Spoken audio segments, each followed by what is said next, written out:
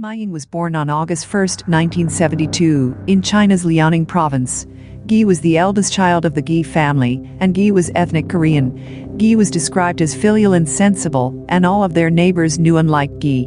According to her younger sister, she had a lively personality and a good academic performance which made her family proud. In 1991 she was admitted into Xiamen University located in Xiamen in China's Fujian province.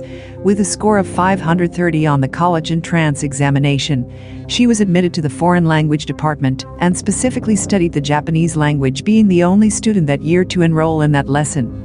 At university, she was a study committee member in her class and won a first-class scholarship, but sadly this wouldn't last. March 7, 1993, started like any other day with Guy's roommate, saying that Guy woke up, washed, ate, and had a friendly discussion with her dorm mate, with the two laughings and having a good time. As March 7 was a Sunday and with no classes, Guy wanted to go on a walk along the beach and offered others to come with her. None of her friends and classmates were free, so Guy headed out on her own, being seen wearing a black top with a large white lapel, dark blue suit pants, and a pair of black flat shoes. On March 9, Guy's father Guy Guangxian, and the editor-in-chief of the Korean version of Liaoning Daily, received a phone call from Guy's counselor in the foreign language department at Xiamen University. They informed him that his daughter had been missing for 2 days after going for a walk along the beach, and that the entire school looked for her, but couldn't find her. Guy Guangxian and his wife Bai Wenshu weren't able to sleep and spend the entire night awake, trying to think of what could have happened, such as if she was killed in a robbery, mugging, kidnapped, or ran away from school, but they both refused to accept the possibility that she may have left voluntary, as she would always send her family letters, and seemed to enjoy her time at the university very much. The next day, March 8, was also a special event at the university that Guy was excited for and actively participating in and preparing for. Her family quickly set off for Xiamen, and once getting there headed straight to the university. The university staff agreed to cancel classes for another day, so the students and staff could continue searching for Guy. Her dorm room was also searched, and she had left behind all her yuan, and both her ID and student ID cards. Her diary was also read, and nothing strange or alarming was found in her writings. Guy's classmates and fellow students printed off Guy's picture and created their missing person notices and placed them alongside, distributed them in Beijing Beach, Huangguo, Heguo, Xinqiuan, Jimei, and the air raid shelters near the seaside in Xiamen. The police were also contacted, and they searched alongside the beach and found no signs of a struggle. Their efforts succeeded in bringing awareness, as now all of Xiamen knew about Guy.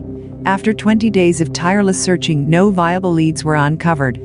According to two fishermen, they saw the figure of someone resembling Guy walking alongside the shoreline, but their claims have not been corroborated. It was also during these 20 days, March 9, March 29, that the body of an unidentified woman washed ashore on the beach. The body was shown to Guy's family and classmates, but they all told the police that it wasn't Guy. Nothing else is known about this woman, including her true identity, aside from the fact that she was a woman girl and likely young.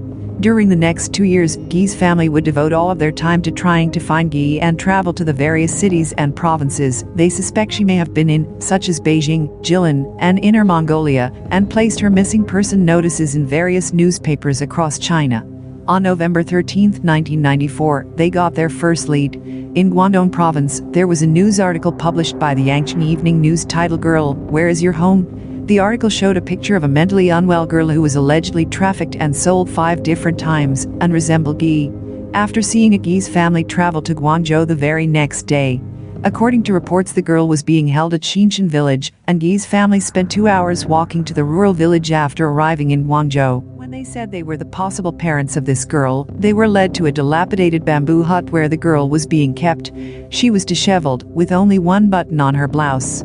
She curled up in fear when she saw them enter. Her eyes were a little dull, and she couldn't answer any questions. There was a long cut wound along her sole caused by a knife, and rope and ligature marks on her arms and wrist. She was rescued after being sold to a 60-year-old man for 1,000 yuan. When the girl finally raised her head to look at the family, they noticed that she had a large prominent mole on her forehead, which was a feature that Guy lacked, meaning that this girl was not Guy. Guy's family had to leave, but before they did, they gave the girl 20 yuan and left. Her real identity remains unknown. This image never left Guy Guangxian's mind, and realized that several other girls and women suffered the same fate. So after returning to Guangzhou, rather than getting on a flight back to Shenyang, he instead traveled to Beijing and went to visit the All China Women's Federation. He told them the story of his missing daughter, as well as the story of the trafficked woman he had just met, in hopes that they could help. And indeed they could, as they made sure to get the story published in all of China's major newspapers, bringing more exposure to Guy's case than ever before. On November 17, Guy Guangxian was still in Beijing when he encountered a familiar face. He asked if he was from Eastern Time, and the man confirmed this and identified himself as Fang Hongjin, who at the time was still a well-known and respected news reporter. He told his story and the story of the unidentified woman in Guangzhou, and on December 5, 1994, Fang would dedicate a section of his show to discussing the case. The segment also showed the police removing the girl from the dilapidated hut and bringing her to a hospital for professional help. Although his own daughter was still missing, Guy Guangxian was at least glad that he had helped this girl, and that with all this now nationwide coverage, his own daughter could be rescued. On May 23, 1995, there was another lead. Wang Wandi, a villager living in Dang town located in Fujian province. At Dang, near the entrance of the village, a girl described as ragged was found. She had big eyes, double eyelids, and a pretty face. Wang and his wife approached her and brought her home, and informed the rest of the villagers. The villagers gathered around and tried to ask who she was, but she only laughed, cried, and sometimes sang in English. She was given a pen and paper and wrote the names of the protagonists of various Qianyao dramas, English words, chemical equations, and mathematical formulas. She, however, could not write her own name or home.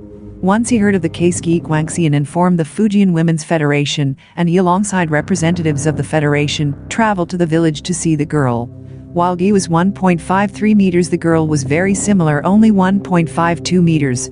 Guy Guangxian tried to talk to her, but she wouldn't respond to anything that he said. Guy Guangxian was given a sample of the girl's handwriting, and he said that it looked very similar to his daughter's. Guy Guangxian had one more test in order to try and verify if she was Guy.